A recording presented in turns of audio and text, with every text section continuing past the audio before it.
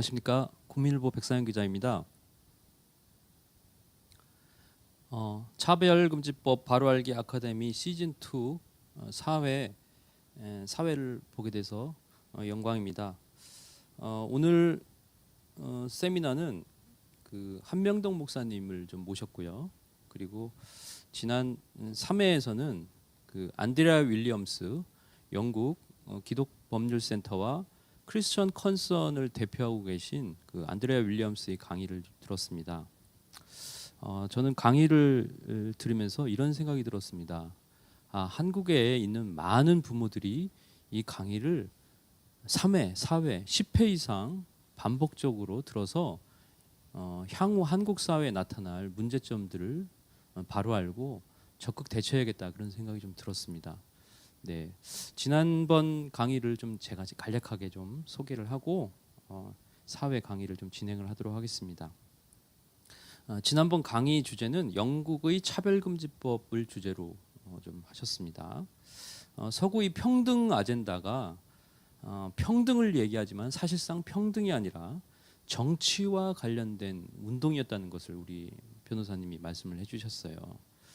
이 평등을 주장하면서 이들이 추구하는 전략이 사람 간의 어떤 유사성, 하나님께서 부여해 주신 평등하고 존엄성의 관점보다는 사람들 사이에 차이가 있다는 점을 부각시켜서 의심을 불어넣고 자신이 마치 피해자인 것처럼 해서 피해자와 가해자로 나뉘는 갈등 구조를 만들어낸다는 것을 말씀해 주셨습니다. 안드레아 윌리엄스 변호사님이 또 이런 얘기를 하셨습니다.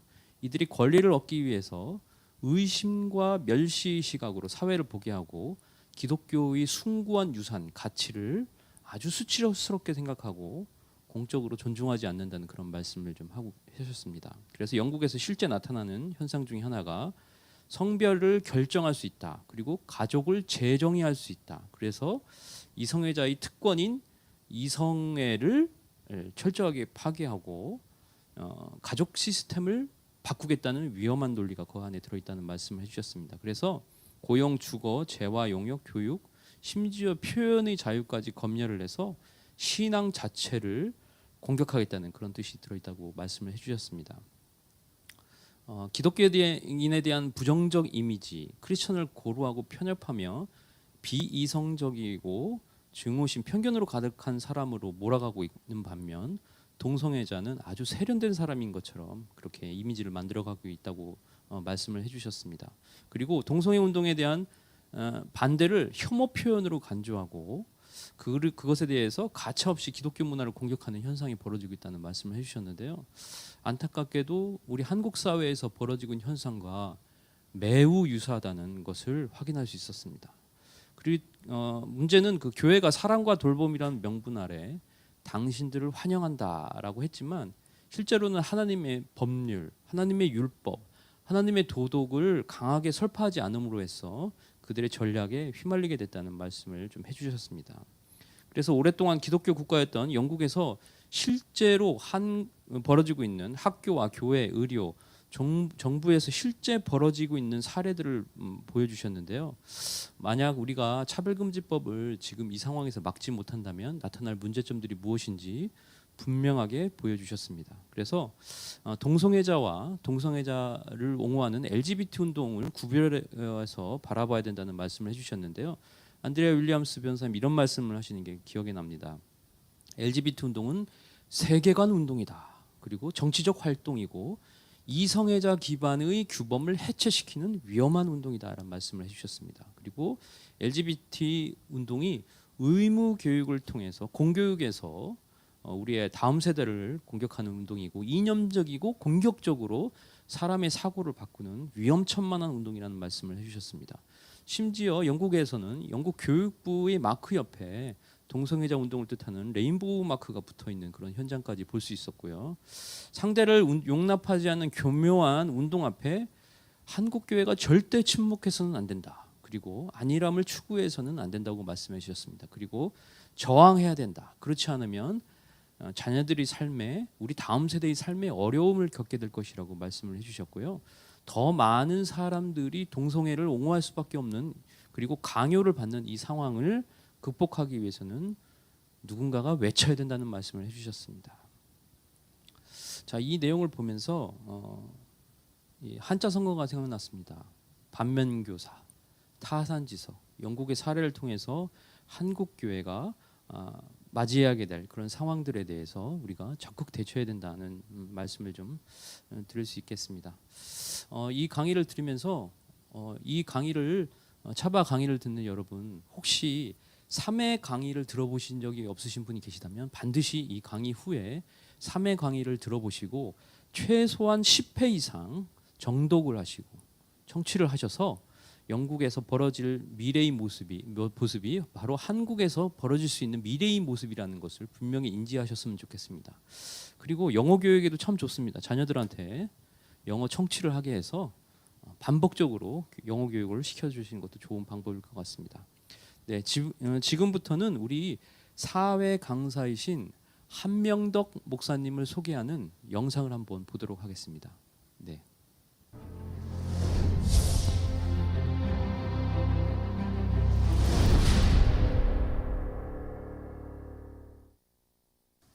하와이 광야교회가 지난 2월부터 성경 지키기 운동을 선언하고 미국 본토와 전 세계를 향해 캠페인을 시작했습니다. 네, 성경을 지키는 일이 곧 동성애를 반대하는 일이다라고 선포한 하와이 광야교회 한명덕 목사 전화 연결해서 관련 이야기 나눠보도록 하겠습니다. 동성애자 안수를 위한 미국 감리교 입법총회가 2월 말에 있었습니다. 75%가 통과를 예상했고 우리는 이를 저지하기 위해서 하와이에 있는 모든 교회를 초청해서 연합 집회를 했습니다. 그 연장선에서 5월 특별 강연을 했고 강사로는 김정민 약사를 초대했습니다. 물론 그 전부터도 이메일이나 신문, 라디오, 카톡, TV를 통해 캠페인했죠.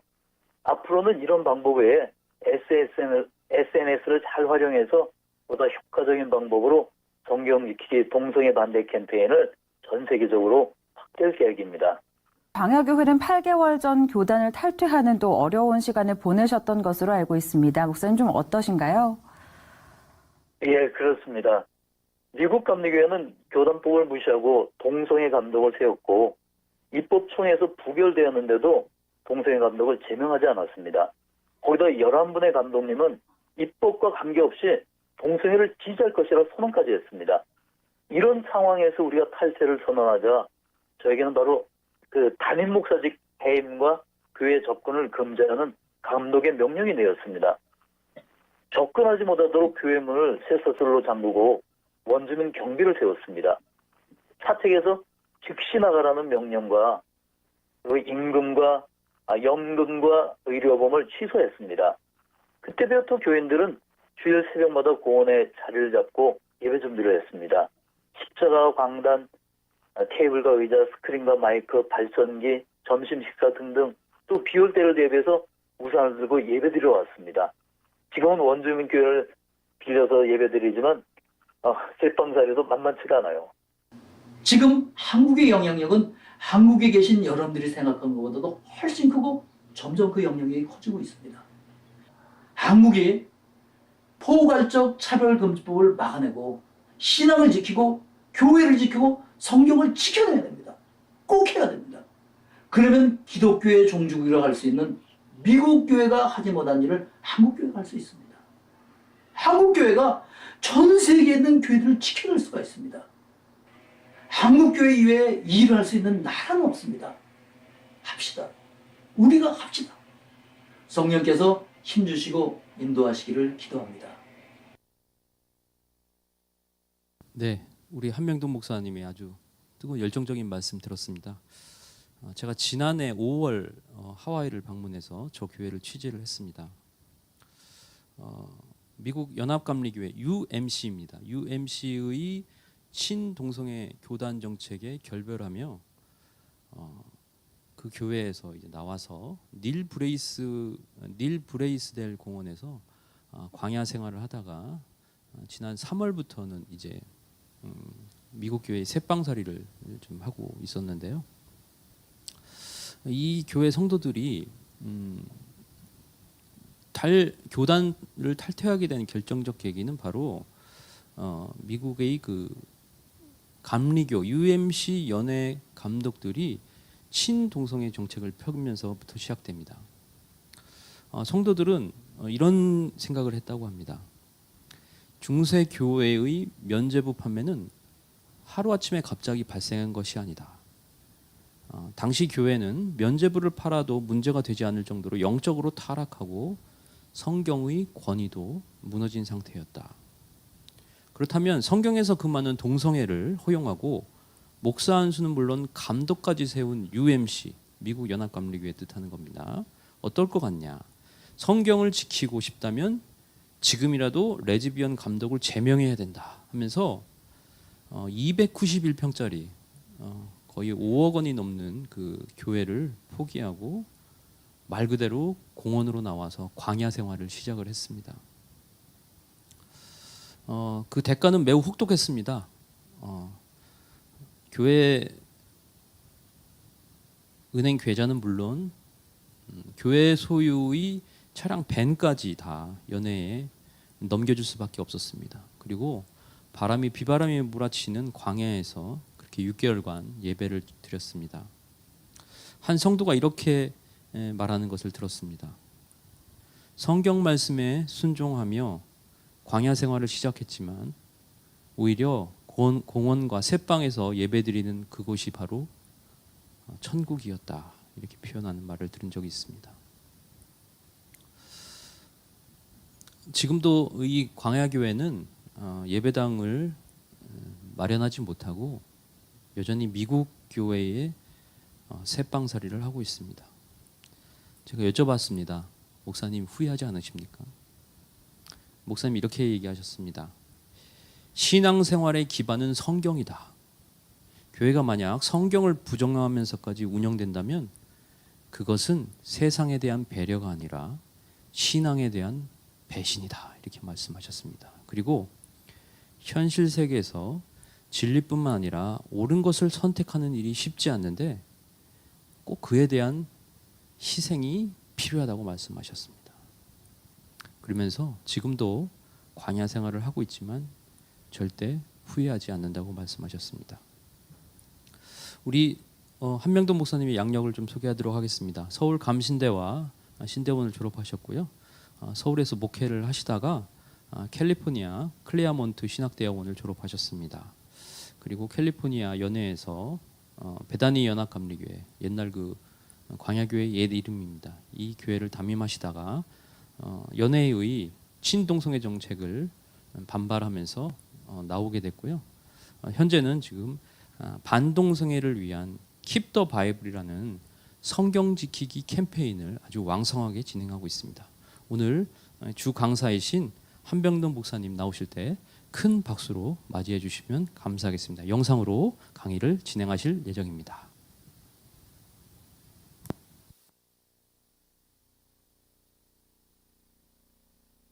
고국에 계신 형제자매 성도 여러분, 이렇게 인사드릴 수 있어 반갑습니다. 저는 한명돈 목사입니다. 기도하겠습니다. 세상이 자기 소견에 옳은 대로 사는 이때 저희를 부르셔서 하나님의 말씀을 지키고 믿음을 지키고 이 시대를 건강하게 지킬 수 있는 사명 주셨사오니 감사합니다. 잘 감당할 수 있도록 꼭 필요한 지혜와 능력을 주셔서 주신 사명 감당하고 하나님의 뜻을 이 땅에 이루는 일에 보탬이 되는 저희의 헌신이 되게 하옵소서. 이 시간 저희가 감당해야 할 일을 바로 깨닫고 결단할 수 있도록 성령께서 도우시고 인도하옵시기를 예수님의 이름으로 기도하옵나이다. 아멘. 네, 성경 말씀 보겠습니다. 마태복음 5장 37절 말씀입니다. 오직 너의 말은 옳다 옳다 아니라 아니라라. 이에서 지나는 것은 악으로부터 나느니라. 누가복음 19장 40절 말씀입니다. 내가 너희에게 말하노니 만일 이 사람들이 침묵하면 돌들이 소리 지르리라 하시니라. 아멘. 서구 역사상 가장 성공적인 혁명은 마틴 루터의 종교개혁입니다. 정권 자체를 바꾼 것이 아니라 시대 자체를 바꿨습니다. 타락한 천연의 중세에 마침표를 찍고 새 시대를 열었습니다. 근대가 시작되었고 복음의 시대가 열렸습니다. 루터가 종교개혁을 시작하게 된 동기는 교황청에서 면죄부를 판매했기 때문입니다. 그런데 면죄부는 루터 때 갑자기 건축 재정이 부족해서 처음 판매한 것이 아니라 루터 이전 500년 전부터 이미 교황청은 면죄부를 판매하기 시작했습니다. 루터 때 처음 시작한 일이 아닙니다. 그리고 종교개혁도 루터가 처음 시작한 것이 아니라 1517년 마틴 루터가 종교개혁을 시작하기 이전에 이미 여러 차례 종교개혁의 시도가 있었습니다. 그러나 모두 실패로 끝이 났습니다. 그런데 어떻게 마틴 루터는 종교개혁에 성공할 수 있었을까요? 루터의 종교개혁을 성공시키는데 결정적인 역할을 한 것은 인쇄기와 성경입니다. 구텐베르크가 발명한 인쇄기는 세상에 진실을 알렸고 루터가 독일어로 번역한 성경은 평신도에게 구원의 진리를 전했습니다. 진정한 문제가 무엇인지를 세상이 알고 깨닫게 되었습니다. 루터가 시작한 종교개혁은 이때부터 탄력을 받고 시대를 개혁하기 시작했습니다. 예수님은 베드로에게 천국의 열쇠를 주셨습니다. 내가 천국의 열쇠를 내게 주리니 내가 땅에서 무엇이든지 매면 하늘에서도 매일 것이요 내가 땅에서 무엇이든지 풀면 하늘에서도 풀리리라. 예수님 베드로에게 천국의 열쇠를 주셨습니다. 그리고 베드로는 예수님으로부터 천국의 열쇠를 받았습니다. 천국의 열쇠를 받은 사도 베드로의 무덤 위에 세워진 교회가 성 베드로 성당입니다. 현재 프란시스코 교황이 목회하는 교회입니다. 성 베드로 성당은 어마어마한 재정을 들여 120년에 걸려 건축한 웅장한 건축물이고 아름다운 예술품입니다. 그러나 건축 과정은 아름답지 못했습니다. 당시 부자들은 많은 재산을 교회에 헌납하고 죽었습니다. 그런데도 성전 건축 재정이 부족했고 부족한 재정을 충당하기 위해 교황청은 면죄부를 판매했습니다. 돈 주고 면죄부를 사면 모든 죄가 용서받는다는 죄 사면 증명서입니다. 이 면죄부를 교황청은 교황의 이름으로 판매했습니다. 사도 베드로는 예수로부터 천국의 열쇠를 받았습니다. 천국 열쇠를 가진 베드로가 첫 교황이고 그 후로 세워지는 교황들은 베드로로부터 천국 열쇠를 물려받습니다. 교황은 이 땅의 천국의 열쇠를 가진 유일한 사람입니다. 이것으로 교황은 비즈니스를 했습니다. 천국과 지옥 사이에 연옥이 있습니다. 연옥이란 천국 가기에는 좀 부족하고 지옥 가기에는 좀 억울한 사람들이 모여있는 것입니다. 물론 성경에는 없는 말씀입니다. 이들을 위해 남편이나 아내가 아들이나 딸이 자녀가 사랑하는 이가 면죄부를 사면 영국의 금정이 딸랑하고 떨어지는 그 순간 연옥에 있던 영혼이 팝 앞에서 톡 튀어서 천국 간다고 교황의 이름으로 판매했습니다. 면죄부란 천국행 티켓입니다. 천국 열쇠를 가진 교황의 이름이 들어있으니 천국은 확실하게 보장되었습니다. 천국의 열쇠를 가진 교황의 이름으로 판매했으니 얼마나 권위 있는 일입니까? 의심의 여지가 없습니다. 성전 건축을 위해서 하는 것이니 이보다 더 명분 있는 일은 없을 것입니다. 이의가 있을 수 없습니다. 그것도 사랑하는 사람을 위해서 하는 희생이니 얼마나 아름답습니까? 얼마나 많은 사람이 면죄부를 구입하면서 큰 위로를 받았겠습니까? 나도 너도 면죄부를 구입했습니다. 사랑하는 사람을 위해서 빛을 내서라도 면죄부를 구입했습니다.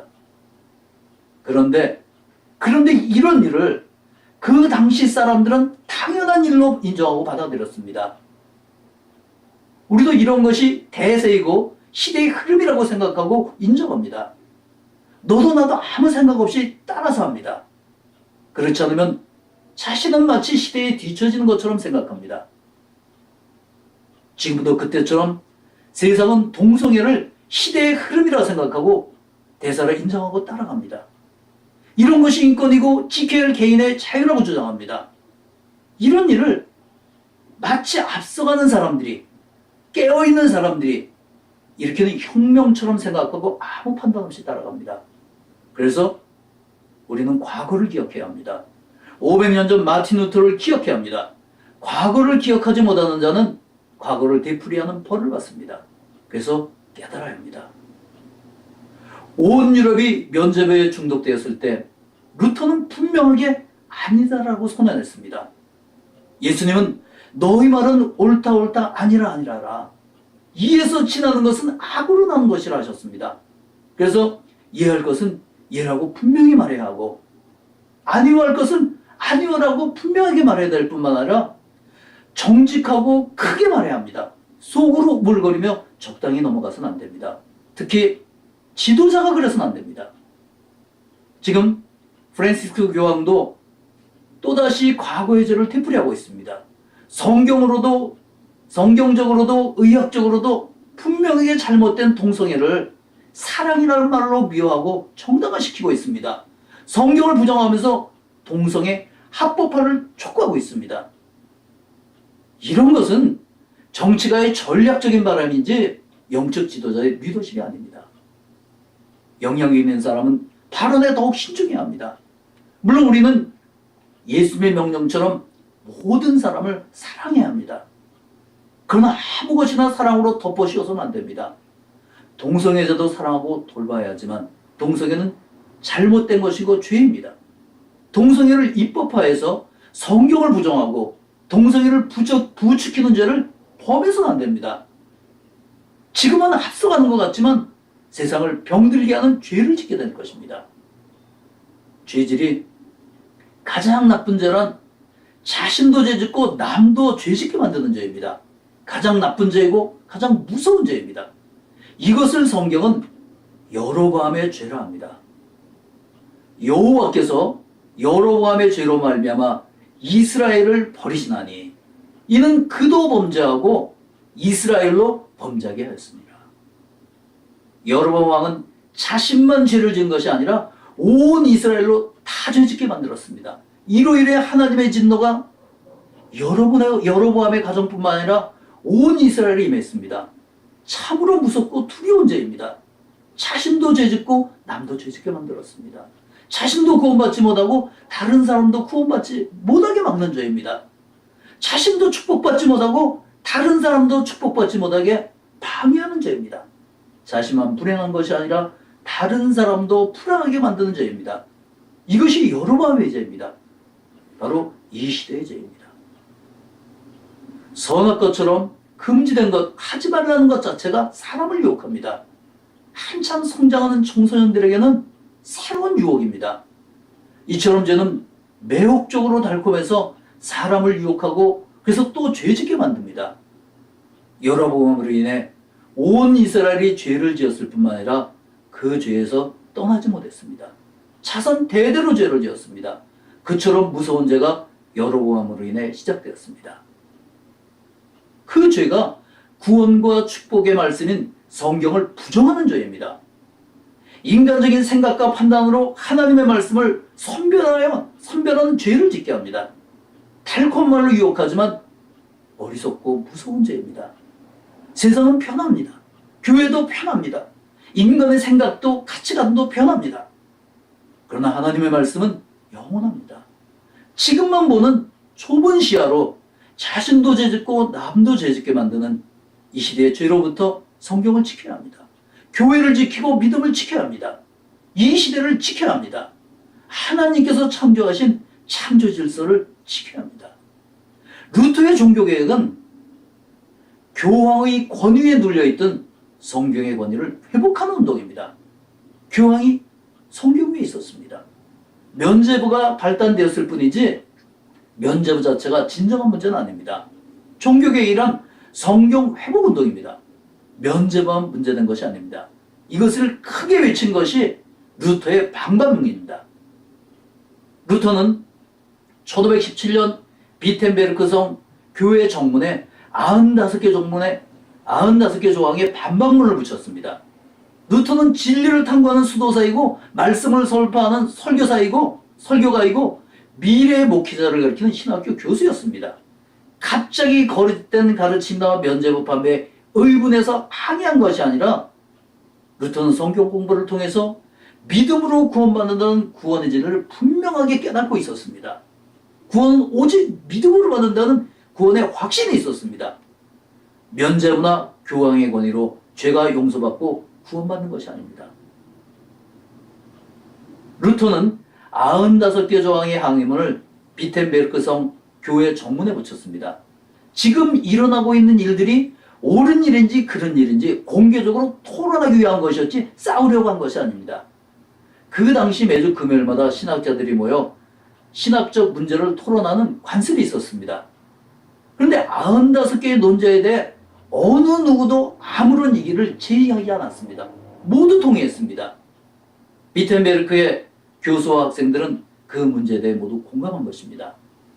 그러나 루터의 항의문은 교황권에 대한 정면 부정이었고 교황에 대한 도전장이 되었습니다. 그러면 교황 측에서 가만두겠습니까? 소환장이 날라왔습니다. 지금도 교황의 권위는 참 대단합니다. 그 추운 겨울 밖에다가 삼식이나 거적 하나 깔고 로마 황제의 무릎도 꿇려놓았던 건세입니다. 교황청에 들어가면 루터는 화영감입니다. 친구들은 루터의 도피 계획을 세웠습니다.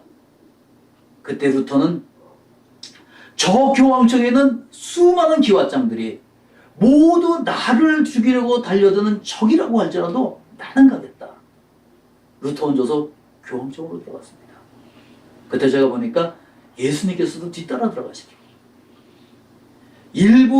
일개 신부가 교황 앞에 무뚝 섰습니다. 그리고 기도합니다. 하나님, 제가 여기 있습니다. 하나님, 이 길밖에는 저에게는 다른 길이 없습니다. 하나님, 나를 도와주세요. 하나님, 나를 도와주세요.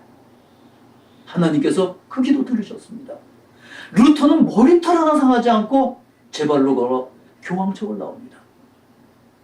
그의 앞에 권위와 부패로 얼룩진 천년의 긴 중세가 끝나고 새 시대가 열리고 있었습니다.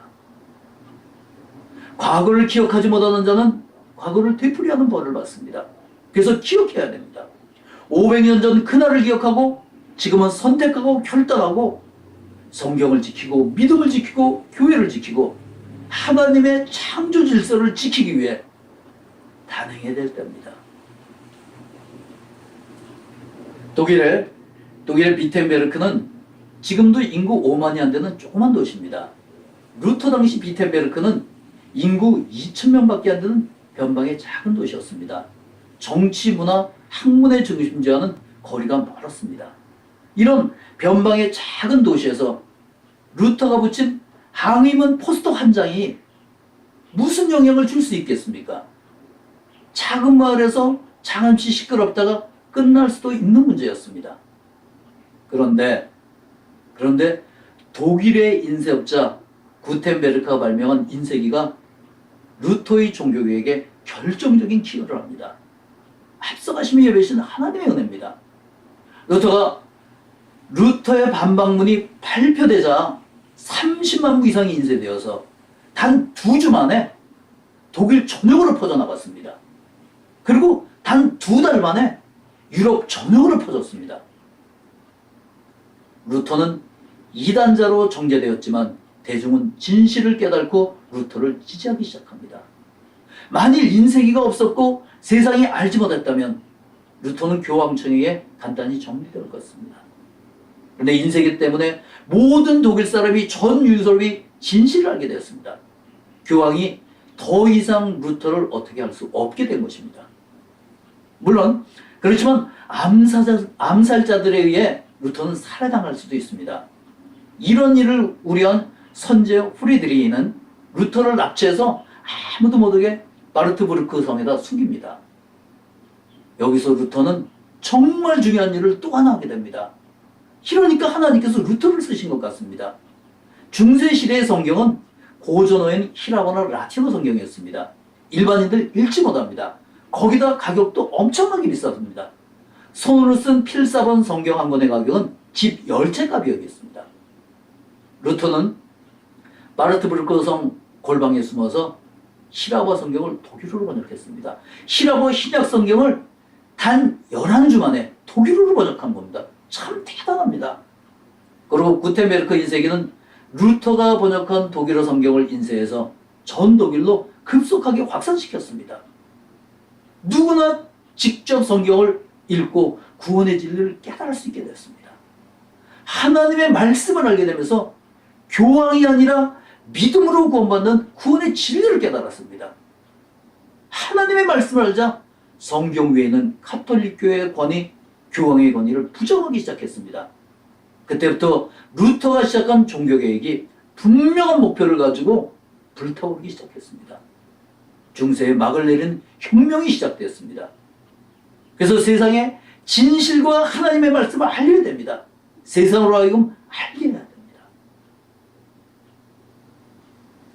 존스 홉킨스 의대나 하버드 의대와 같이 세계적으로 권위는 미국의 의료기관에서 오랫동안 연구한 결과를 근래에 계속 발표하기 시작했습니다. 몇십 년 전 있었던 허술하고 적당히 연구했던 때와는 전혀 다릅니다. 신뢰받을 만한 신뢰받는 학자들과 의료진들이 최첨단 의료 장비와 엄청난 데이터를 분석한 연구 결과를 발표했습니다. 그러나 결론은 매우 간단하고 분명합니다.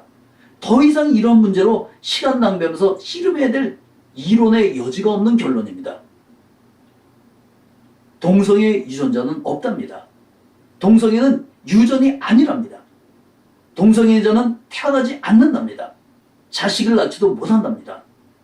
성전환 수술을 했다고 해서 약물 투여를 한다고 해서 신체적으로 성적으로 피지컬리 변하지 않는다는 거예요. 겉모양만 바뀌었을 뿐이지 여전히 여자는 여자이고 남자는 남자입니다. 그래서 성전환 수술을 하고 동성결혼을 시켜서 문제를 해결해야 할 일이 아니라 치료해서 고쳐야 할 병이라고 합니다. 성전환 수술은 그들을 오히려 불행하게 만들 뿐 치료되지 않는다고 합니다. 그런데도 후회할 일을 왜 해야 합니까? 이제 동성애 문제를 해결하기 위해서는 지금까지 씨름해온 것으로부터 방향을 바꾸어야 할 때가 되었습니다. 이제는 방향을 바꿔야 됩니다. 치료와 상담과 치료라고 하나님의 말씀을 가르쳐서 깨워줘야 됩니다.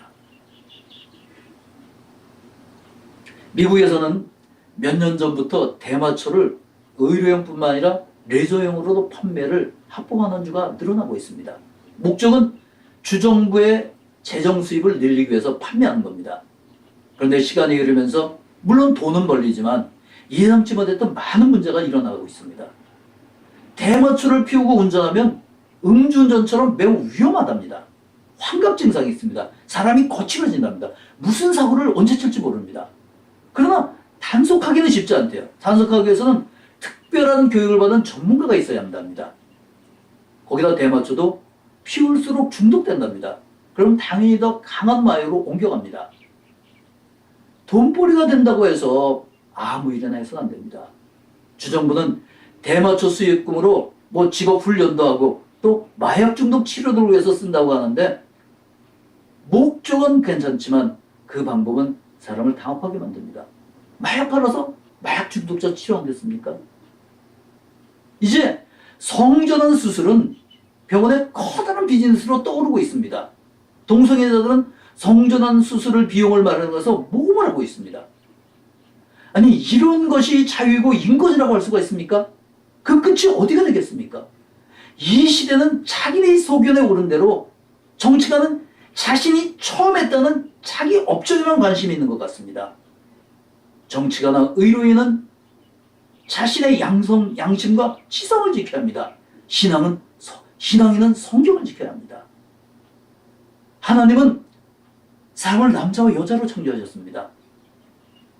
남녀가 장성하면 부모 곁을 떠나 결혼해서 자식을 낳고 번성을 하셨습니다.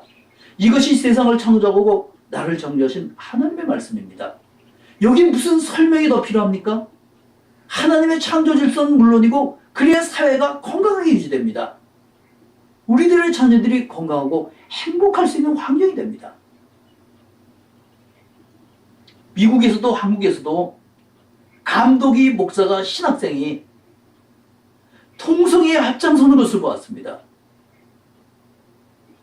목회자는 하나님의 말씀을 전해야 됩니다. 목회자는 하나님의 말씀을 전하도록 위임받은 뿐입니다. 목회자는 말씀을 전하도록 위임받은 설교자일 뿐입니다. 성경 말씀은 내가 전하고 싶다고 해서 전하고 전하기 싫다고 해서 전하지 않고 내 마음에 맞지 않는다고 함부로 바꾸어서는 안 됩니다. 성경 말씀에 순종하는 것은 내가 이해되고 받아들일 만해서 하는 것이 아닙니다. 하나님의 말씀이니까 힘들어도 순종하려고 애써야 됩니다. 그래서 말씀 밖으로 넘어가지 말라 하셨습니다. 교회 안에 있는 한 목사든 감독이든 교황이든 평신도든 성경을 넘어가는 죄를 범해서는 안 됩니다. 그래서 이 시대를 바르게 깨닫고 창조 성리를 건강하게 지키기 위해서는 정치가나 의료인들이 선동가들이 함부로 할 수 없도록 두 가지를 분명하게 알려야 됩니다. 두 가지를 분명하게 알려야 됩니다. 옳은 것을 알려도 널리 알려야 됩니다. 그리고 하나님의 말씀을 알려야 됩니다. 정치가나 의료인이나 선동가들이 함부로 할 수 없도록 이 두 가지 옳은 것과 하나님의 말씀을 알려야 돼요. 왜냐하면 바른 것을 알면 바른 판단을 할 수도 있고 하나님의 말씀을 알면 세상 유혹을 이길 수 있기 때문입니다. 그리고 또한 성도든 교사든 어른들은 아이들에게 자녀에게 옳고 그름을 가르쳐야 돼요. 사람이 사람답게 살고 하나님의 형상으로 지음받은 인간으로서 품위를 지키기 위해서는 옳고 그름을 가르쳐야 합니다. 옳고 그름을 판단할 수 있는 바른 가치관을 심어줘야 합니다. 그래야 품위 있는 인간의 삶을 살 수가 있습니다. 사도 바울은 전하는 자가 없이 어떻게 들을 수 있겠느냐? 전하는 자가 없는데 어떻게 들을 수 있겠느냐? 그리고 듣지 못하고서 어떻게 믿을 수 있겠냐 합니다. 바른 것을 알려야 하고 바른 것을 들어야 됩니다. 귀에는 뚜껑이 없다고 해서 아무 소리나 함부로 들어서는 안 됩니다. 왜냐하면 사람은 아는 것 가지고 판단하기 때문입니다. 바른 것을 알아야 바른 판단을 할 수 있습니다. 바르게 판단하려면 먼저 바른 것을 알아야 합니다. 바른 정보가 바른 판단의 기초가 됩니다. 그리고 아는 것을 잘 이해해야 합니다. 분명하게 이해했으면 다른 사람을 이해시킬 수 있어야 돼요. 그렇지 못하면 아는 것처럼 느낄 뿐이지 분명히 이해한 것이 아닙니다. 그러면 확신이 없어요. 먼저 우리가 잘 배워야 합니다. 전하는 이가 바른 정보를 잘 전해야 합니다. 널리 전해야 됩니다. 바르게 알면 바르게 판단할 수 있다는 확신은 바르게 알면 바르게 판단할 수 있다는 확신은 인간 이성에 대한 신뢰이고 바른 신앙에 대한 믿음입니다. 이것마저 우리가 포기하면 이 땅에는 소망이 없습니다. 사실 이 강야는 인간이 타락한 죄임에도 불구하고 포기하지 않으시는 하나님의 은총과 인간은 결국 옳은 것을 선택하게 될 것이라는 인간 이성에 대한 신뢰를 포기하지 않으려는 제 신념의 고백이기도 합니다. 제가 섬기는 하와이 광해교회에서는 keepthebible.com이라는 성경 지키기 캠페인 사이트를 열었습니다. 동성애 반대운동과 동성애로부터 교회와 믿음을 지키는 것이 목적이지만 동성애 반대라는 직접적인 표현을 쓰지 않고 성경 지키기 캠페인이라는 표현을 사용합니다. 우리가 목표라는 것과는 별로 관계없는 일로 불필요한 싸움을 피하려는 성도들의 지혜입니다. 사이트의 표현은 우리는 옳은 판단을 위해 진실을 전달합니다. 우리는 옳은 판단을 위해 진실을 전달합니다. 거부감을 줄여서 더 많은 사람이 더 근원적인 문제에 접근할 수 있게 하기 위해서입니다. 물론 직접 만나서 대화할 수 있으면 가장 좋죠. 그렇지만 그럴 수 없는 분들에게도 또 전 세계 어느 곳에도 알 수 있는 장점도 있습니다. 현재 한글과 영어로만 운영하지만 조만간 스페니쉬도 추가할 계획입니다. 인터넷에는 정보가 넘쳐나고 그 중에는 거짓 정보도 너무 많습니다. 잘 선별해서 꼭 필요한 정보를 알려야 합니다. 이것이 우리 캠페인의 사명입니다. 그러면 누가 알려야 합니까? 누가 이런 것을 알려야 되겠습니까? 나도 아니고 너도 아닙니다. 누가 해야 되냐면 깨달은 자가 해야 됩니다. 이 사명을 위해 차별금지법 바로알기 아카데미를 시작한 줄로 저는 생각합니다. 바로알기 필요한 이름을 적합하게 잘 지었습니다. 바로 알고 널리 알려야 됩니다. 반동성애 운동하는 대표적인 6개의 단체가 협력해서 하는 것도 참으로 아름답고 성서적인 방법입니다. 탁월한 강사님들이 꼭 필요한 메시지를 분명하게 전합니다. 정말 열정을 가지고 사명을 가지고 전합니다. 여기에 더하거나 뺄 것 없습니다. 들은 사람은 잘 이해해서 다른 사람에게 전하면 됩니다. 그뿐 아니에요. 미국에서 최근에 발표되는 좋은 논문들을 번역해서 올리는 분들도 계십니다. 헌신한 분들에게 감사를 드립니다. 소크라테스는 자신을 신이 아테네에 보낸 등에라고 했습니다. 꼬박꼬박 졸고 있는 소의 등을 날카로운 침으로 따갑게 쏘는 등에처럼 잠든 아테네 시민을 쏘아서 깨우는 등이라고 했습니다. 차별금지법 발달기 아카데미와 강의하시는 분들과 이 시대에 깨어있는 분들이 영적으로 깊이 잠든 이 시대를 깨우는 등해가 될 수 있기를 기도합니다. 저도 열심히 배우고 부지런히 전하도록 하겠습니다. 미국에서는 1973년 낙태가 합법화되었습니다. 한국의 헌법재판소와 같은 미국의 연방대법원이 개인의 낙태 권리를 정부가 막지 못하도록 판결했습니다. 개인이 자신의 상황에 따라 낙태를 결정할 수 있도록 법으로 정해주었습니다. 이것을 사생활의 권리라고 정의합니다. 그러나 수정헌법 14조 사생활의 권리는 단지 낙태에만 국한되지 않았습니다. 그 외에 이 사생활의 권리는 페미니즘, 동성애, 동성결혼, 성전환 등도 개인의 사생활 권리라고 수많은 형태로 여기저기 적용되면서 동성애자들의 권익을 보호하기 위해 인용되고 사용되었습니다. 낙태법이 이제는 동성애 보호법이 되어버렸습니다. 동성애자가 점점 증가하고 사회적으로 교회적으로 문제가 심각해지자 미국 교회는 그때서야 심각성을 깨달았습니다. 너무너무 늦게 깨달은 거예요. 1973년에 낙태법이 만들어졌는데 수십 년이 지난 후 한참 뒤늦게 2009년에 맨하탄 선언을 하게 됩니다.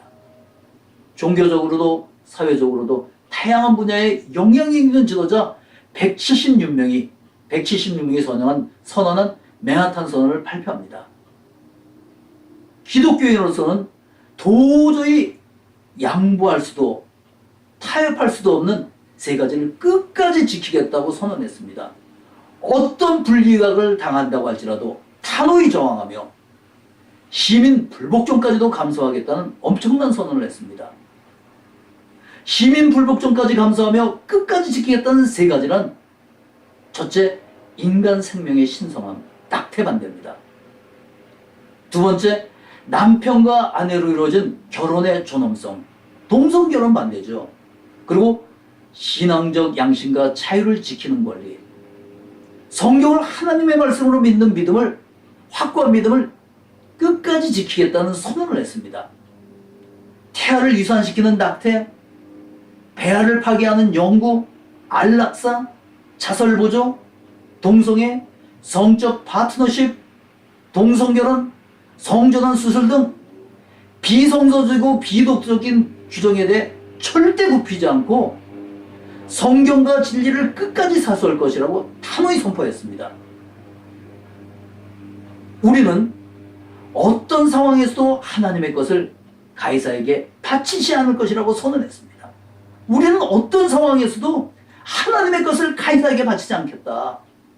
대단히 결연한 선언이었습니다. 한 목회자는 이 선언은 단순한 선언이 아니라 500년 전 마틴 루터가 비텐베르크 교회에 붙였던 95개의 조 반박문처럼 역사적인 전환의 불씨가 되리라고 생각돼서 몹시 떨리고 흥분된다고 고백을 했습니다. 그러나 맨하탄 선언이 나올 당시 사회적 핫 이슈는 동성애였습니다. 낙태 문제 이미 지나간 지 오래되었습니다. 그런데 맨하탄 선언에서 교회는 반기독교적이고 반서유적인 온갖 문제를 총망라해서 모든 문제로 삼았습니다. 저는 이것이 맨하탄 선언의 가장 큰 실패의 원인이라고 생각합니다. 해결해야 할 문제는 세상에 너무나 많습니다. 그러나 모든 문제를 동시에 다 해결할 수 없습니다. 문제 중에서도 지금 문제가 되는 가장 중요하고 시급한 문제에 집중을 해야 되는 거예요.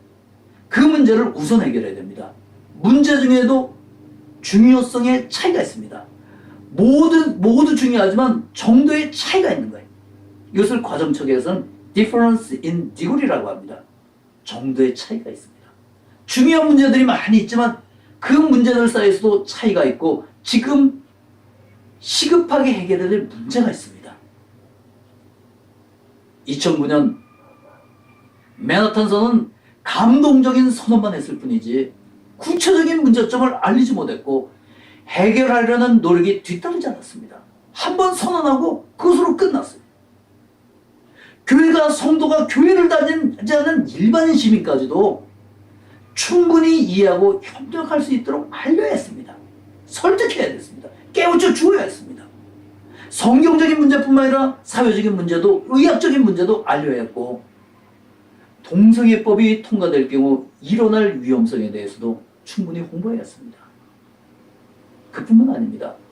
모여서 서명하고 선언하는 것을 구체적으로 실현할 수 있는 현실적인 지침과 효율적인 방법도 제시했습니다. 그러나 감동적인 선언만 했을 뿐 아무런 대책이 따르지 않았습니다. 아무리 의롭고 옳고 성서적이라 할지라도 알지 못하고 그래서 실천할 수 없는 것은 비현실적입니다. 누구나 쉽게 이해할 수 있고 누구나 실천할 수 있는 현실적이고 효율적인 방법을 제시합니다. 따라하면서 뭔가 열매가 있어야 됩니다. 결과가 나와야 됩니다. 그러나 맨하탄 선언은 발표만 하고 감격해서 흥분하다 그것으로 끝이 나고 말았습니다. 2009년 맨하탄 선언을 한 후 10년이 지났습니다. 2019년에 작년에 맨하탄 선언 10주년을 평가하는 선언을 하게 되는데 10년이 지난 2019년 맨하탄 선언 10주년을 평가하는 선언을 하게 되는데 뼈아픈 실패를 인정하는 독백이었습니다. 뼈아픈 실패를 인정하는 가슴 아픈 독백이었습니다. 세상은 아예 관심도 없었습니다. 이미 지나간 일이 되어버렸습니다.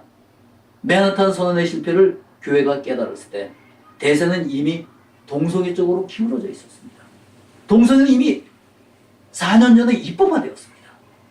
이제 교회와 목회자는 세상의 눈치를 보며 몸조심해야 되는 때가 되었습니다. 아니 기독교의 전통적인 가치를 지키겠다는 강력한 의지를 선포한 맨하탄 선언이었지만 시대는 반대 방향으로 흘러갔습니다. 심지어 출산 바로 직전에도 필요에 따라 낙태할 수 있는 태아 살인까지도 용납될 만큼 낙태 규정이 완화되었습니다. 2015년 오바마 행정부 시절 혐오 방지법이 제정되었습니다. 혐오 방지법. 성적 성향과 성 정체성이 차별 금지 항목에 추가되었습니다. 캘리포니아주를 비롯해서 몇몇 주에서는 성직자들이 성경의 가르침대로 동성애가 죄라고 설계하면 차별 혐의로 처벌받을 수 있습니다. 오바마 대통령은 취임사에서 미국 대통령 최초로 동성애 지지를 공표한 것은 물론이고 임기 중에 동성결혼까지 합법화시킨 인물입니다. 부통령인 조 바이든은 게이 커플을 백악관으로 초대해서 결혼주례를 하기도 했습니다. 또한 건강보험 개혁법 시행으로 낙태하는 약을 쉽게 구입할 수 있게 했고 의료인들의 피임이나 피임약 처방이나 낙태 수술까지도 자유로워졌습니다. 페이스북, 유튜브, 트위터도 동성애 반대 채널이나 계정, 청원 등 동성애 반대 글을 다 차단시킵니다. 신앙적 양심에 따라 동성결혼식 주례를 거부한 목사가 소송당합니다. 성서적으로 믿음을 지키며 살겠다는 평신도가 믿음을 지키겠다고 동성결혼식 웨딩 케이크나 꽃장식 사진 촬영을 거부했다가 줄줄이 소송을 당하고 있습니다. 수억의 벌금을 선언받습니다. 최근에 아이오와주 아메스 그리스도 연합교회가 동성애를 지지하고 무지개 깃발을 예배당 정문에 달았습니다. 그러자 교인 중에 하나가 그 깃발을 떼어서 불태워버렸어요. 그 교인이 16년형을 선고받았습니다. 아직 목사가 감옥 가지는 않았지만 이대로 가면 그것도 시간 문제일 뿐입니다. 그런데도 교회는 자기 몸 추스리기에도 힘이 부족합니다. 저도 그렇지만 대부분의 목회자가 자기 교회 돌보는 일만으로도 너무 버겁습니다. 거기다 내가 맡고 있는 교회만 괜찮으면 된다는 아니란 생각이 전체 교회를 서서히 무너뜨리고 있습니다. 사실 제가 소속해 있던 미국 연합감리교회에서 여자 남자인 동성애자를 감독으로 세웠습니다. 교회가 앞장서서 성경을 부인했습니다. 그래서 저희 교회는 영어 회중들이 먼저 알고 이 일에 이의를 제기했습니다. 그런데도 저는 담임 목사인 제가 괜찮고 담임 목사인 제가 동성애를 지지하지 않고 우리 교회는 동성애를 지지하니까 괜찮다면서 변명하면서 그들을 설득했습니다. 힘든 이민교회 목사로서 내 교회 부흥에만 관심이 있었습니다. 사실 내 몸, 내 교회 추스리기도 저에겐 버거웠습니다. 이렇게 몇 년 지나지 않아서 연합감리교회 감독 11분이 이번엔 동성애 지지를 또 선언하고 입법총회에서 동성애가 통과되지 않더라도 계속 지지하고 이 방향으로 갈 것이라고 발표를 했어요. 현재 미국에는 대부분의 연합감리교회가 동성애를 지지하는 쪽으로 기울어지고 있습니다. 교회법인 창정에 분명하게 동성애를 금지하는데도 동성애를 찬성하는 교회들이 교단 안에서 주류가 되고 있습니다. 가슴을 쳐야 될 일이 미국에서 일어나고 있어요. 지금 우리는 함께 침몰해가고 있습니다. 그런데 이런 일들을 시대적 상황이라고 당연하게 여기며 받아들여야 됩니까? 돌이켜보면 면제부 판매는 시대적 상황도 아니고 대세도 아니고 당연한 일도 옳은 일도 아니었습니다. 타락 그 자체였어요. 교회는 세상의 빛이 되기를 포기하고 세상의 소금이 되기를 포기하고 교회가 오히려 세상을 타락시키는 바리새인의 누룩이 되어가고 있습니다. 교회 역사를 보면 교회 안에는 과거나 지금이나 종교적 귀족들이 있습니다. 교회 권력과 부를 차지하고 세상과 타협하며 교회를 타락시킨 자들입니다. 하나님은 그들이 입술로는 나를 사랑한다고 하면서도 마음으로는 이익을 쫓는 자들이라 하십니다. 지금도 그런 종교 귀족들이 여전히 있습니다. 예수님은 맛을 잃은 소금은 길거리에 버려져 지나가는 사람들의 발에 밟히고 조속거리가 될 것이라 하셨습니다. 우리 목회자가 먼저 주님의 교회를 이 시대를 지켜가는 일에 헌신해야 합니다. 힘들지만 해야 됩니다.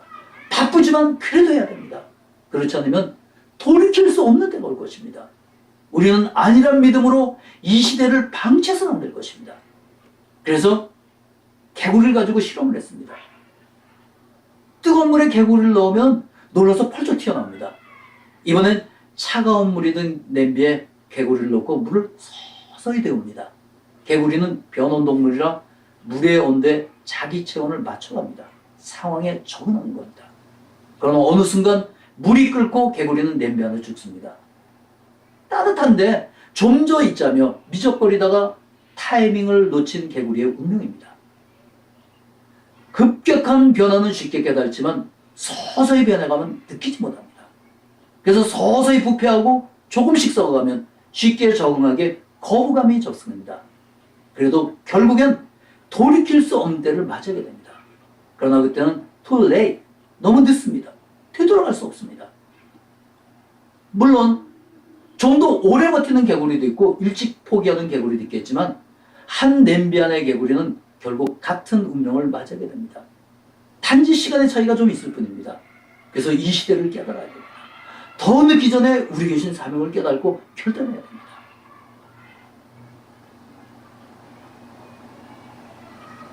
오바마 대통령은 취임 때부터 동성애를 지지했습니다.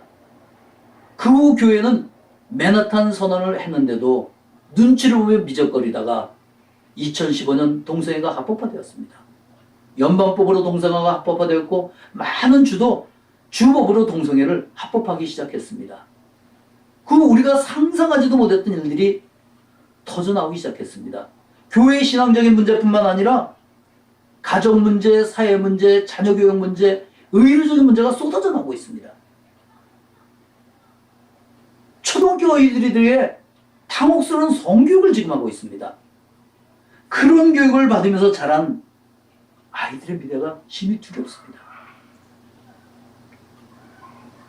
동성결혼한 가정은 일반 가정보다 가정폭력과 이혼율이 훨씬 높고 훨씬 문란한 성생활을 합니다. 성전환들의 자살률은 일반인들보다 20배가 높아요. 에이즈나 성병만이 문제가 되는 것이 아닙니다. 오랜 기간 존스 홉킨스 의대 정신과 의장을 지낸 폴 맥큐 박사는 성전환 수술이나 약물 사용은 치료가 아니라 오히려 정신질환에 협력한다고, 정신질환을 부추기는 일이라며 수술을 그만두었습니다. 미국에서 제일 처음 성전환 수술을 했던 존스 홉킨스 병원에서 그가 수술을 포기한 이유입니다. 맥큐 박사는 그들에게 필요한 것은 성전환 수술이 아니라 사이코테라피, 심리치료라고 결론을 내렸습니다. 왜냐하면 존스 홉킨스 대학이 발표한 방대한 분량의 새로운 보고서에는 동성애적 지향성이나 동성애적 성정체성을 가지고 태어난 분명한 과학적 근거를 찾지 못했기 때문이라고 합니다. 유전적인 동성애자는 없다는 결론입니다. 어릴 때 동성애적 성향이 있다가도 성장하면서 완전히 이성애자가 되는 경우가 대부분이기 때문입니다. 현대 정신장애자를 분류하는 기관의 위원장을 오래 맡았던 닥터 로버트 휴비저는 1973년 동성애를 질병 목록에서 제외시키는 데 결정적인 역할을 한 사람입니다. 그가 동성애를 질병 목록에서 뺐어요. 그런가 30년이 지난 2003년에 성전환 치료를 받은 남자 동성애자의 64%가, 그리고 여자 동성애 43%가 도로 이성애자가 되었다고 합니다. 성전환 수술을 받았다가 본래 자기성으로 되돌아간 거예요. 어린 시절 동성애나 양성애에 대한 성적으로 이끌림을 받았던 남성의 80%는 지금 완전히 이성애자라고 합니다. 그런데도 그 몇 년을 기다리지 못하고 이런 이들을 수술해서 성전환자를 만듭니까? 불행하게 만듭니까? 맥큐 박사는 이것은 과학이 아니라 과학을 흉내낼 뿐이라고 합니다. 2019년 47만 명을 대상으로 행한 첨단 유전자 연구 결과가 학술지 사이언스지에 발표되면서 동성애는 최종적으로 과학적 근거를 잃어버렸습니다. 동성애 유전자를 찾지 못했기 때문입니다. 일반적으로 성전환자는 자살, 에이즈, 합병증, 약물 오남용, 심혈관관계 질환으로 사망할 확률이 일반보다 훨씬 높아집니다. 그래서 라이언 앤더슨 박사는 뉴욕타임즈 기고문에서 의문을 제기했습니다. 성전환 수술이 사람을 행복하게 만들지도 못하고 나아지는 것도 없을 뿐만 아니라 자살률을 높이는데 왜 의사는 성전환 수술을 해야 합니까? 성전환 수술은 인권 신장이나 개인의 자유 문제가 아니라 이 시대가 영적으로 성적으로 타락한 모습을 보여줄 뿐입니다. 공중것에 잡은 사탄이 교회를 쓰러뜨리려고 하나님을 대적하는 영적 전쟁. 지혜로운 다섯 처녀처럼 우리가 깨어 있어야 이 영적 어둠을 비치는 이 시대의 등불이 되야 됩니다. 교회 역사를 보면 교회가 가난해서 혹은 심한받기로 무너진 적은 없어요. 박해가 심하면 무덤 속에 들어가서라도 예배를 드리며 믿음을 지켰습니다. 그런데 지금 교회는 내부에서도 부패하고 있습니다. 세상을 지켜야 할 교회가 스스로 무너져가고 있습니다. 미국에서 5년 전 2015년 6월 오바마 대통령 때 연방대법원은 동성결혼을 합법화했습니다. 지금도 일반인들은 동성결혼이 가져올 결과에 대해 잘 알지 못합니다. 단지 불쌍하다거나 차별적이라는 생각에 그들도 우리처럼 살 수 있게 해줘야 되는 정도입니다. 그 정도로 우리는 공감하고 지지합니다. 그런 어정쩡한 사이에 정치가들의 선동으로 동성결혼이 합법되었습니다. 미국 연방대법원의 대법관은 총 9명입니다. 9명이 5대4로 합법화 한 표 차로 결정했습니다. 9명밖에 되지 않은데 그것도 한 표 차로 결정한 겁니다. 9명뿐인 대법관 사이에서도 서로 의견이 맞지 않아서 한 표 차이로 결정되었습니다. 이런 결정은 싸움의 불씨를 국민에게 던져준 것입니다. 1954년 인종차별법 철폐는 연방대법관 9명 전원 찬성으로 결정했고, 남녀평등법도 9명 전원 찬성으로 결정했습니다. 남자와 여자는 태어날 때부터 남자로 여자로 태어나기 때문입니다. 흑인과 백인은 태어날 때부터 흑인과 백인으로 태어나기 때문입니다. 여기에 차별이 있을 수 없습니다. 그러니까 모든 일반 국민이 대법원의 결정을 존중했다고 합니다. 미국의 법적인 마지막 결정기관에서 5대4로 그것도 미국의 가장 중요한 신앙 문제를, 심지어 인류에게 커다란 재앙이 될 수 있는 중대사를 겨우 한 표 차로 밀어붙인 의도는 이해하기 어렵습니다. 연방대법원은 일반인이 동성결혼에 대해 제대로 알 때까지 기다려야만 했고, 9명밖에 안 되는 대법관 사이에서도 의견이 좀 더 일치하도록 더 심의하고 준비했어야 합니다. 충분히 준비되지 않았으면 연기하면 됩니다. 세상에는 변하는 것이 있고 변하지 않는 것이 있습니다. 변해야 하는 것이 있고 그 반면에 변하지 않게 지켜가야 할 것이 있습니다. 왜냐하면 잘못된 것을 깨닫고 되돌아가기엔 너무나 힘들고 그동안 처리해야 할 희생도 너무 크기 때문입니다. 물론 법으로 결정했다고 해서 끝은 아닐 것입니다. 잘하기 위해 고친 법이라면 더 잘하기 위해 다시 고치면 됩니다. 힘들지만 그래도 해야 됩니다. 과거에 인종차별금지법을 제정했어도 흑인이 백인 되지 않았습니다. 남녀평등법을 만들어서도 여자가 남자 되지 않았습니다. 그러나 동성애법은 성전환을 부추기고 TV나 언론은 동성애를 미화시켜서 성전환자를 만들어내고 있습니다. 2015년 동성애 합법하고 5년 만에 동성가정이 미국에서 70%나 증가했습니다. 그러니 잘못된 결정입니다. 동성결혼이 합법화되면서 결혼은 한 남자와 한 여자의 결합이라는 성경은 이제 국법을 어긴 불법 서적이 되었습니다. 동시에 기독교 신앙으로 미국을 세운 미국의 선조들 역시 국법을 어긴 범죄자가 되었습니다. 예수님은 오직 너의 말은 옳다 아니라. 우리는 신앙과 양심으로 예스할 것은 예스하고 노후할 것은 노후해야 합니다. 하나님을 잃어버린 유럽이 몰락하기 시작한 것처럼 인권이라는 이름으로 자행되는 기독교의 탄압은 우리에게도 재난의 시작이 될 것입니다.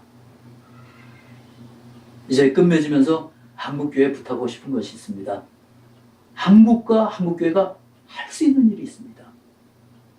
지금 한국의 영향력은 한국에 계신 여러분들이 생각하는 것보다도 훨씬 크고 점점 그 영향력이 커지고 있습니다. 삼성 반도체나 스마트폰으로 시작한 한국 상품의 품질은 이제 가전제품에서도 최고를 인정받습니다. 삼성, LG TV뿐만 아니라 냉장고, 세탁기, 에어컨도 미국에서 최고의 제품이에요. 그렇게 유명했던 소니 TV는 이제 구석으로 밀려나고 있습니다. BTS, 방탄소년단이나 블랙핑크는 모르는 미국 사람이 없어요. 청소년들은 그들의 사인이나 얼굴이 들어있는 제품 무조건 다 삽니다. K-팝뿐만 아니라 K-드라마도 인지도가 대단합니다. 하와이에 사는 일본인들은 여기선 그들을 로꼬라고 부르는데 회의하다가도 회의 도중에 한국 드라마 시간 되면 집에 간답니다. 한국 드라마는 한 번 보면 꼭 다음 편을 보게 만든다고 짜증까지 낸답니다. 그만큼 한국 드라마를 좋아하는 거죠. 지금은 영화까지도 한국 영화가 뜨지 않습니까? 저는 대중문화의 영향이 이렇게 큰지 몰랐습니다. 카스코뿐만 아니라 로컬 마켓에서도 김치를 이제 판매해요. 저 사람들이 김치 맛을 알면서 먹는 걸까 저는 궁금하기도 한데 김치를 마치 샐러드처럼 밥 없이 김치만 그냥 먹는 거 보면서 참 신기하였습니다. 한때 김치 냄새만 맡아도 코를 찡그렸던 사람들입니다. 그만큼 한국의 영향력이 커졌습니다. 과거의 백인들은 날생선 먹지 않았습니다. 그런데 일본이 선주국이 되고 소니 전자제품이나 도요타 자동차가 인정을 받으면서 생선회까지도 인정받았어요. 백인들이 모이는 고급 파티에도 사시미가 꼭 나온다고 합니다. 한국이 포괄적 차별금지법을 막아내고 신앙을 지키고 교회를 지키고 성경을 지켜내야 됩니다. 꼭 해야 됩니다. 그러면 기독교의 종주국이라고 할 수 있는 미국 교회가 하지 못한 일을 한국 교회가 할 수 있습니다. 한국 교회가 전 세계에 있는 교회들을 지켜낼 수가 있습니다. 미국은 이미 동성애가 합법화되었지만 그것도 돌릴 수 있게 될 것입니다. 한국과 한국교회의 영향은 그만큼 커졌습니다. 지금 이 땅의 소망은 한국교회밖에 없습니다. 이 일을 위해 한국에서 차별금지법을 반대하는 대표적인 6개 단체가 한 목표를 향해 한 마음으로 앞장서는 줄로 알고 있습니다. 그러나 세상을 바꾸는 힘과 영향력으로 폭발하기 위해서는 한국에 있는 모든 교회가 하나가 되어야 되고 많은 국민들이 여기에 동참해야 됩니다. 그러기 위해서 차바하는 부지런히 가르치고 깨달은 이들은 부지런히 전해야 됩니다. 우리는 할 수 있습니다. 한국교회 이외에 이 일을 할 수 있는 나라는 없습니다. 합시다. 우리가 합시다. 성령께서 힘주시고 인도하시기를 기도합니다. 기도하겠습니다. 아무 생각 없이 세상에 태어나서 세상 유혹을 쫓아 살던 저희를 예수 그리스도의 보혈로 구원하시고 천국에 소망 있는 자가 되게 하셨사오니 참으로 감사합니다. 하나님의 말씀을 지키고 믿음을 지키고 교회를 지키는 일에 우리의 마음이 하나가 되었습니다. 작은 나비의 날갯짓도 하나님께서 쓰시면 거대한 태풍의 진로도 바꾼다는 믿음과 소망으로 주신 사명에 충성하겠습니다. 하나님의 뜻이 하늘에서 이루어진 것처럼 이 땅이 이룬 일에 보탬이 되는 저희 헌신이 되게 하옵소서. 헌신한 이들의 마음에 뿌듯한 감격을 주시고 저희의 생활과 자손에게 복 내려 주시옵기를 예수님의 이름으로 축복하며 기도하옵나이다. 아멘. 네, 감사합니다. 우리 한명동 목사님이 아주 열정적인 설교 말씀 감사드립니다. 세상으로 알게 하라는 주제의 말씀 속에서 루터의 종교개혁으로부터 시작해서 의학, 신학, 철학, 미국 상황을 넘나들면서 동성애와 낙태, 안락사, 배아복제 그리고 성전환의 문제점들을 아주 실제적으로 설명을 해주셨습니다. 그리고 결론적으로 문화 파워의 의미를 말씀하시면서 한국과 한국 교회에 맡겨진 그 사명에 대해서 말씀해 주셨습니다. 우리 깨달은 자로서 소명감을 갖고 동성애의 문제점을 적극 알리고 차별금지법의 폐해를 적극적으로 알리는데 앞장서야 할 것 같습니다. 네, 광고를 말씀 좀 드리도록 하겠습니다. 코로나19라는 위기 상황이라고 다들 하지만요, 저는 이제 기회라고 봅니다. 코로나19라는 위기를 사람들은 얘기를 하지만 이 기회를 통해서 사실은 이 차별금지법 바로알기 아카데미 자그만치 225개의 채널이 이 영상을 공유하고 있습니다. 그리고 구독자만 해도 295만 명이 됩니다.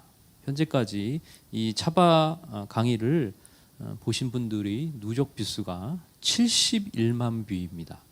여러분 71만 뷰면요 200명이 모이는 오후 예배 교회에서 몇 개 교회가 예배를 드린 것과 같냐면 3,550개 교회가 동시에 오후 예배를 차별금지법 강의를 위한 예배를 드린 것과 같습니다.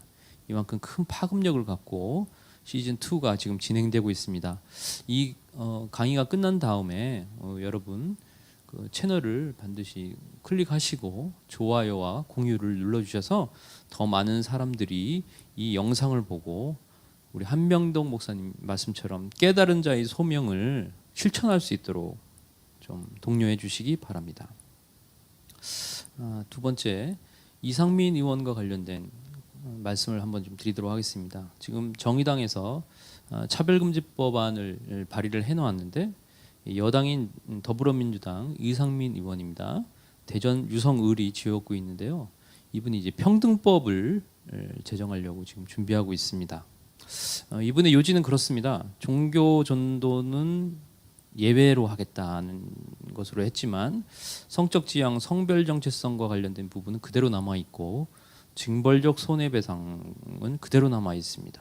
그리고 뭐 종교 영역에서 좀 예외를 두겠다고 하면서 유화적인 정책을 펼치는 것 같은데 실제로 봐서는 법정에 섰을 때 과연 이 부분이 종교의 영역으로 허용을 해줄 것이냐의 부분에 대해서는 별개의 얘기라고 좀 생각이 듭니다. 그렇기 때문에 우리 충청도 분들, 특히 대전 분들 계시죠. 저도 이제 충청도에서 자라고 대전에서 학교를 나왔는데 전화를 걸으셔서 이상민 의원께 꼭 이렇게 얘기를 해주시기 바랍니다.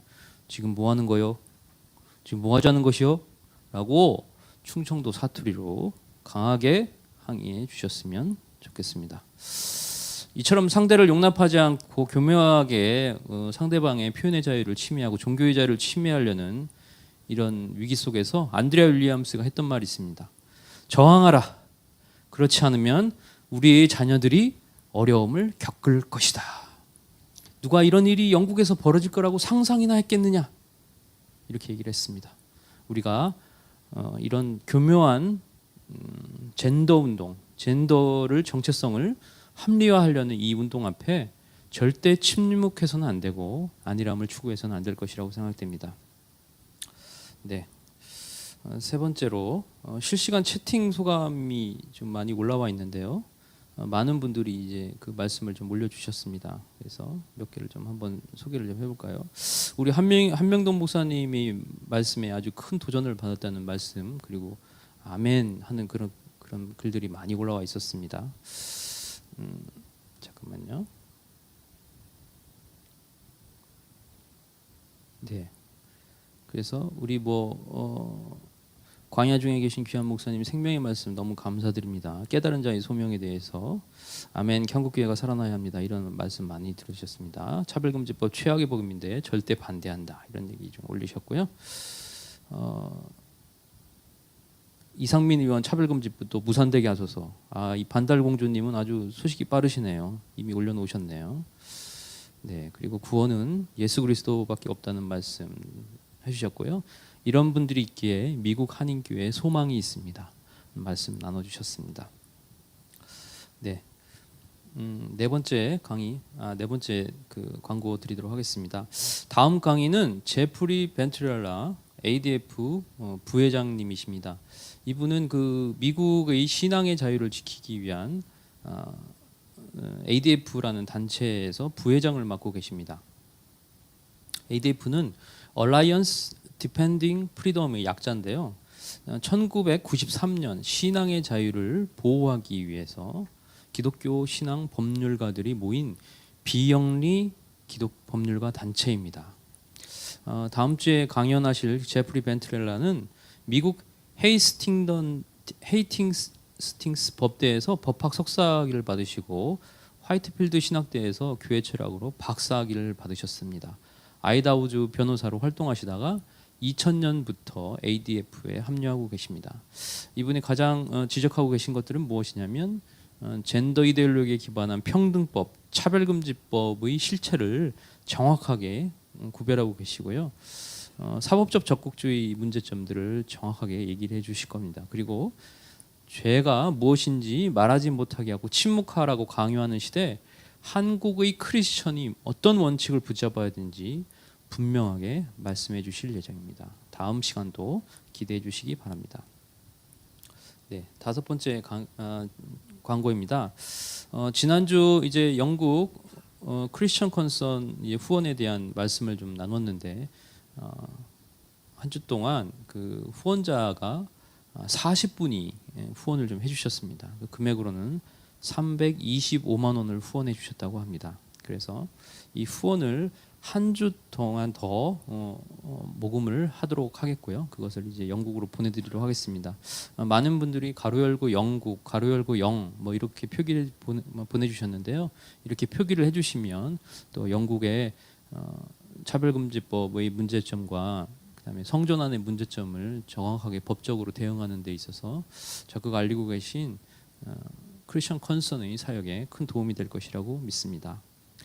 또한 이 하와이 광야교회 아까 뭐 강연 들어보시면서 아시겠지만 많은 잡음들이 좀 있었죠. 그것은 뭐냐면 이분이 교회가 여전히 미국 교회를 빌려서 어려운 상황에서 예배를 드리고 있습니다. 그래서 한국의 교회들이 좀 많이 좀 도와주셨으면 좋겠습니다. 그래서 차바 계좌에 가로 열고 하와이 내지는 가로 열고 하 가로 닫고 이렇게 해주시면 우리 하와이 광야교회 한명동 목사님이 사역에 도움이 될 수 있도록 송금을 하도록 하겠습니다. 하나님의 일은 기도뿐만 아니라 후원도 필요합니다. 재정의 벽돌을 쌓아가는 그 과정도 필요한데요. 가장 손쉽게 도울 수 있는 방법은 사실은 지갑이 회개하는 것입니다. 재정적으로 후원을 해주신다면 우리 사역에 큰 도움이 될 것 같습니다. 네, 오정현 목사님, 우리 사랑의 교회에 담임하고 계신 오정현 목사님의 강의는 조만간 진행될 예정입니다. 네, 여러분 어떻습니까?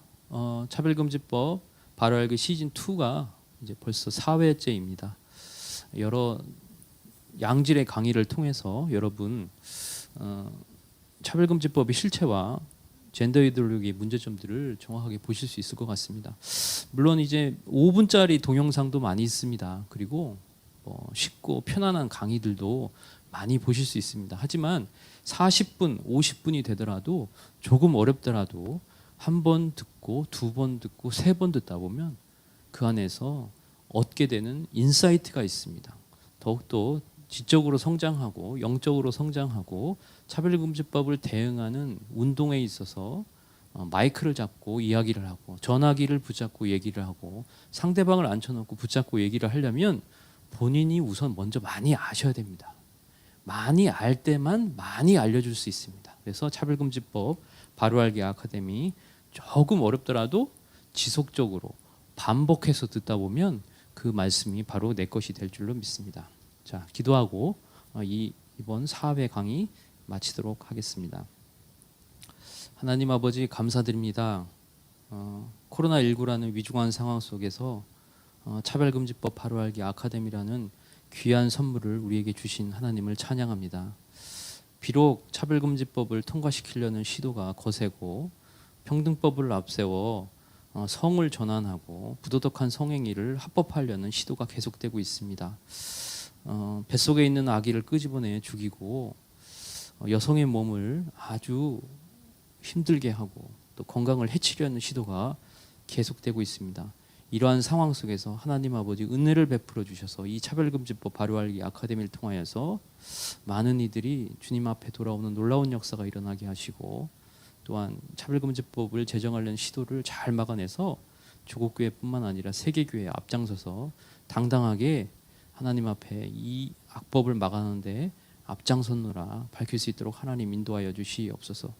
특별히 차별금지법을 막아낸 거룩한 대한민국, 거룩한 성민 코리아 될 수 있도록 하나님 은혜를 주시고 많은 성도들이 이 운동에 앞장설 수 있도록 우리 차별 간사님을 포함해서 많은 강사님들에게 은혜를 베풀어 주시고 최전선에서 뛰는 여러분들께 지혜와 총명을 주시고 건강의 복을 또한 내려주시옵소서.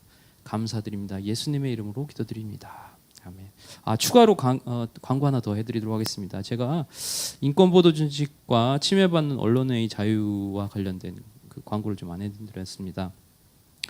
지난 8일 이제 프레스센터 19층에서 인권보도준칙 제8항에 들어있는 8장에 들어있는 성적 소수자 조항의 문제점을 아주 분석적으로 잘 표현한 그 토론회가 있었습니다. 이 토론회에서는 여러 전문가들이 좀 나와서 발표를 좀 해주셨습니다. 그 내용들이 이 안에 자세히 잘 들어있는데요.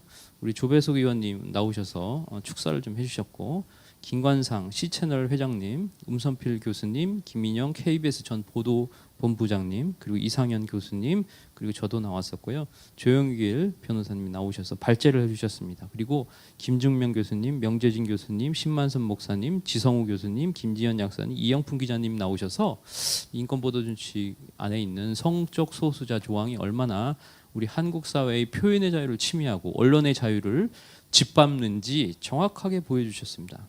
역시 마찬가지로 강의도 중요하지만 이 교재를 통해서 단순 반복 지속적으로 공부를 할 때 그것이 또한 내 것이 되고 다른 상대를 설득하는 데 도움이 될 것이라고 생각됩니다.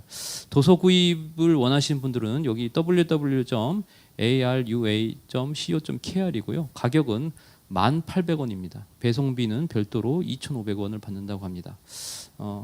커피 한 2잔 값 정도 되는데요. 잘 모르는 분들에게 진리를 철파하고 진실을 알리고 이 사회를 바꾸는 데 있어서는 사실 큰 돈은 아니라고 생각합니다. 이 운동에 함께 해주시고 또한 학습도 하고 공부도 하고 지속적으로 배우고 연마하고 닦아서 우리가 알고 있는 이 복음의 진실, 주님께서 주신 진리의 말씀을 설파하는 데 있어서 좀 더 효과적으로 사람들에게 다가섰으면 좋겠습니다. 네, 이상 광고 마치도록 하겠습니다. 감사합니다.